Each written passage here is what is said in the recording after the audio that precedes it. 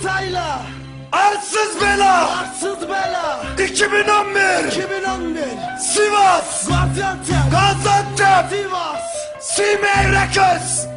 Gaziantep Rap Time. Anlamsız Duygular Records. Ellere gitmiş kanka. Allah gitsin. Dayanamam ben buna. Dayanırsın. Takmış işte yüzüğü. Oh. Beklediğim o hayalim. Kahve. 4 yılım heba oldu. Nasıl kıydın sen bana? Koyayım. Haydarsızım. Oh. Ders verelim bu kahveye. Yeah. Takma baba. Yüzüğü takmış evleniyor, bakın hele şu kahveye. Kardeşimi de değişmiş ince taşlı bir yüzüğe. Dur. Arsızım. Adını ağzına alma ki. Sızlamasın sol yanım ve dinsin artık feryadım. Dinmez ulan kardeşim, anlamıyorsun beni. Seni bırakıp gitti ama güldürecek elleri. Haberi geldi bugün duydum giyinmiş gelinliği. Kırmızı bir kuşak takmış ince belli sevgili. Kefeni giyen sen olduğunda görmedi hiç sevgini. Sevme demiştim sana da yanlış anladın beni. Kör etmişti sanki beni, görmüyordum kimseyi. Kimleri sildim attım da atamadım o kahveyi.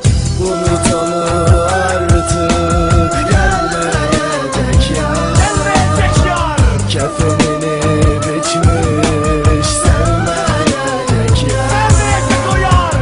Onu eller aldı, dönmeyecek. Dönmeyecek. 4 yılın hatırası gözlerinde canlanır. 4 duvarlı odamda ben raplerimle ağlarım. Dalga geçtiler benimle, bitirmedim sevgimi. Kahveliği yaptı işte, gitti işte sevgili. Yüzüğü takmış gidiyor, bekledim o hayalim. Ben olacaktım yanında, şimdi ise ellesin. Aşk acıdır takmayın, bizden size tavsiye. Kardeşimi örnek alın, düştü işte dertlere. Sivas bana zindan oldu, sormayın lan halimi. Geçenlerde gördüm onu takmış koluna sıkmayı. Yaptıklarımız boş değil ki, anlatıyor sizleri. Şimdi ise Sivas'tan geldi bu feryat sesi. Sus. Sus da dinle. Gidiyorsun işte. Ne yapayım? Arkamdan dönüp bakarsam şerefsizim. Ben sana 4 senemi vermiştim be zalim. Sen ne yaptın? Kullanma bir yüzüğe 4 lastikli bir arabaya beni değiştin. Git. Benden iyisine git. Varsın seni eller mutlu etsin. Belki param yoktu. Belki pulum yoktu.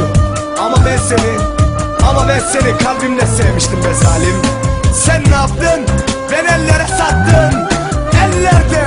Ellerde mutlu olasın.